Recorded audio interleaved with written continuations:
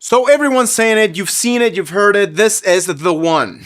That Lego Batman Legacy of the Dark Knight is the game we've all been waiting for. A real return to form that's even given the Arkham series a run for its money. What? The first reviews are glowing, calling it one of the best Lego games in years, a near perfect package and a must play for any Batman fan out there. And hey, they're not wrong. This game is an absolute blast. It's a gorgeous, sprawling, and deeply passionate celebration of the Dark Knight. But the truth is, it's a little more complicated than that. What's up, gamers? Alonso here, and welcome back to Level Up Gaming. We're answering the big question. Is Lego Batman Legacy of the Dark Knight actually worth your money?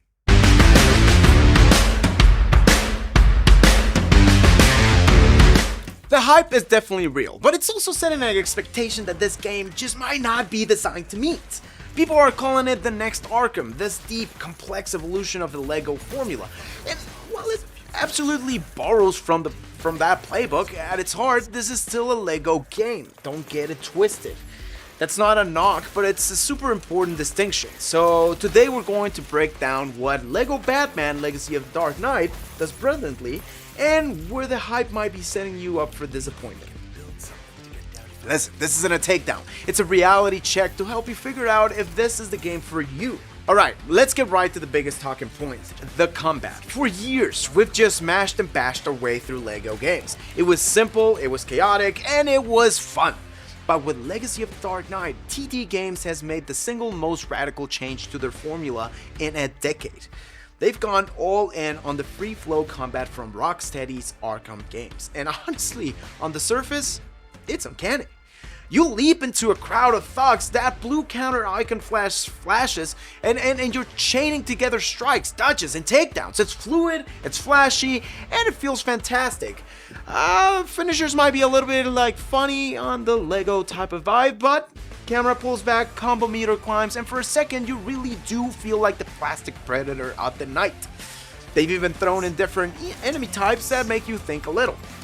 You've got your standard goons, but then there are shielded enemies you need to stun, brutes you have to wear down, and ranged guys you have to take out first. If you played Arkham games, you will feel right at home right here. You can weave in gadgets, use the environment, and even do what the game calls predator moments, picking off guys from the shadows. It is without a doubt the most engaging combat system a Lego game has ever had. And for a lot of people, that alone is worth the price of admission. Myself included, by the way. They even added a new Dark Knight mode, a tough as nails difficulty that really makes you master the system, a clear nod to the Arkham series. But this is where we need to pump the brakes. This is Arkham Light. It's got the style and the swagger, but not the brutal depth, and that's a conscious design choice. Where Arkham Knight was this bone-crunching ballet that demanded split-second timing, Legacy of the Dark Knight is a more forgiving, accessible dance. The counter window is huge, the enemy AI is, well, not exactly playing 4D chess, and the stealth often feels more like a suggestion. Right? You can be sneaky, but enemies are pretty easy to avoid, and a lot of the areas don't feel built for truly interesting stealth puzzles. The whole system is built to make you feel like Arkham Batman without demanding you actually have the skills of Arkham Batman, so maybe just, obviously, Lego Batman. I'm Batman.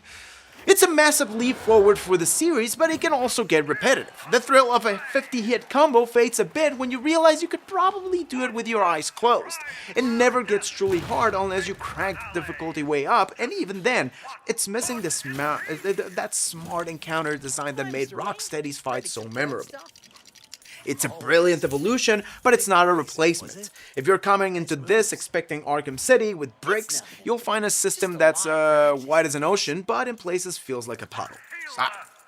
Now, if there's one area where this game deserves all the praise it's getting, is the presentation and pure fan service. From top to bottom, Legacy of the Dark Knight is a meticulous, passionate love letter to Batman's entire 80-year history. This isn't just an adaptation of one movie or comic, it's an anthology, a remix of Batman's greatest hits. The story is technically original, following Bruce from his training days all the way to being Gotham's protector, but it tells that story through chapters that feel like little celebrations of different eras. One minute you're stalking through a grimy Tim Burton-style Ace Chemicals plants, being, Michael Keaton. The next, you're blasting through a Nolan-esque city in the Tumbler or staring down a Bane who looks like he walked right out of The Dark Knight Rises with Bale's "Where is she?" The whole game is just dripping with nostalgia. It's not just the big stuff either. It's the deep-cut references to characters like Batmobile and Gentleman Ghost. It's the way the soundtrack expertly weaves in musical cues from the old movies and shows. It's the joy of unlocking and customizing different Batmobiles. The game runs on Unreal Engine 5 and man, does it show! This is one of the most beautiful and detailed versions of Gotham City we have ever seen. A sprawling metropolis that feels alive with neon, rain, and an incredible sense of scale. But here's the flip side. While it's a brilliant celebration, the story itself struggles to be a compelling narrative. It feels less like a single driving plot and more like a museum tour of Batman's life. The pacing can feel a little jarring as you hop between eras, and the main story that's supposed to tie it all together kind of gets lost by the end. You'll see what I mean. Come back and let me know in the comments, okay? It's a collection of amazing moments that don't quite add up to an amazing story. It's the ultimate greatest hits album, but every track is a banger, although it doesn't have the emotional arc of a proper studio album. For a fan who just wants to see their favorite moments lovingly recreated in LEGO and with LEGO comedy alike, this is a dream come true. But if you were hoping for a truly gripping original Batman story like the best comics or the Arkham games, you might find this feels more like a collection of short stories than an epic. It's a fantastic homage, but it's more interested in celebrating the past than building a new future. Hey, if you're getting some value out of this breakdown, do us a solid and hit that subscribe button as if it was the Joker with a clubber just hitting dick too soon. We got deep on the biggest games to give you the real story behind the hype, and let us know in the comments, does a greatest hit story work for you, or do you need something totally new to get invested? Now for the big one. Gotham City. This open world is without a doubt the most ambitious thing TT Games has ever pulled off. Before launch, there were reports about its massive size, and now that we're in it, the scale is just breathtaking. Gliding from the top of Wayne Tower and seeing the whole city spread out beneath you, this dense vertical world of gothic spires and grimy alleys is just pure joy. TT Games has packed this world with detail. The streets are bustling with LEGO people and cars alike. The buildings are covered in Easter eggs. So many. And the sense of place is stronger than ever. Getting around is awesome.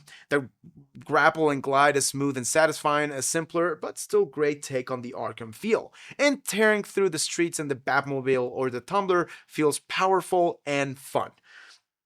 This world is also overflowing with things to do. There are collectibles, Riddler-style puzzles, vehicle races, crimes to stop, and just mounts of studs to collect. For a completionist, this is heaven. We're talking 30 plus hours to hit 100%. A huge new feature is the customizable Batcave, where you can display all the trophies, suits, and vehicles you unlock, which is a great reward for exploring. But this is where that classic LEGO design can be a double-edged sword. Is this a vibrant world, or is it just a giant checklist? The map can quickly become a sea of icons, and the activities, while there are a ton of them, can get, repetitive. Stopping the same few crimes types over and over again, or hunting down hundreds of collectibles can lead to burnout if you're not someone who lives for that 100% completion thing, right? Plus, the game locks a lot of the open world stuff behind story progress. You can't just go everywhere and do everything from the start, which can feel a little restrictive if you just want to get lost in the city. While the world itself is an artistic marvel, the stuff you do in it is often standard LEGO fare. It's bigger and prettier, but at its core, the loop is the same. Find it, break it, build it, collect. Hey, if you love that loop, you'll be happy for dozens of hours. I'm not judging. But if you were hoping for a world full of dynamic side quests, you might find this beautiful Gotham is a mile wide. But the activities are sometimes an inch deep. Okay. This next one might be the most controversial part of the whole game, the character roster. We LEGO veterans are used to those massive grids of hundreds of characters, from A-listers to the most obscure villains you can imagine. Legacy of the Dark Knight completely throws that out. The game has a fixed roster of exactly 7 playable characters: Batman, Robin, Nightwing, Batgirl, Jim Gordon, Catwoman, and for some reason Talia al Ghul. That's it.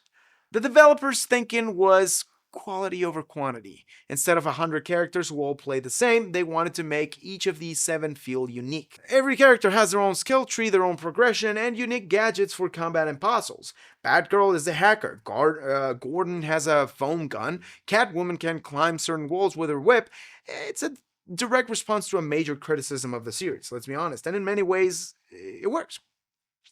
The characters definitely feel more distinct than they have in the past, but the execution isn't quite perfect.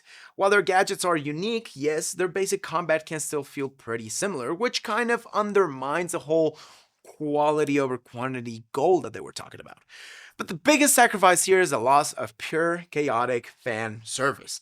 The joy of unlocking and playing as Condiment King or Polka Dot Man, that's gone. It's not there.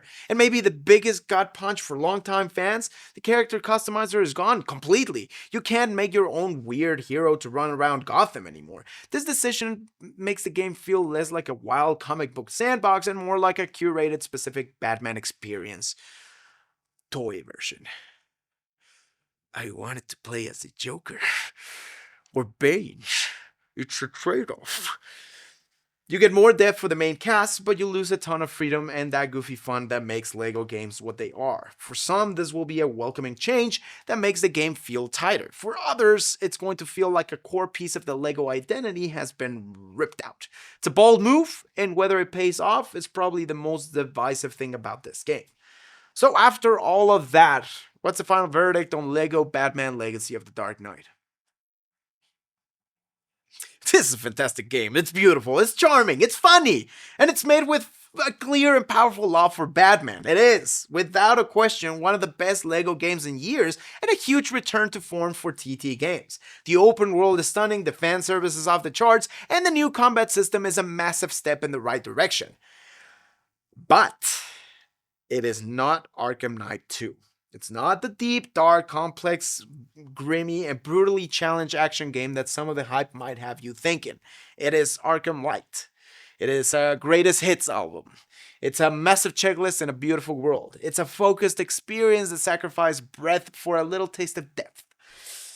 And all of that is perfectly okay, as long as you know what you're getting into. So who is this game for?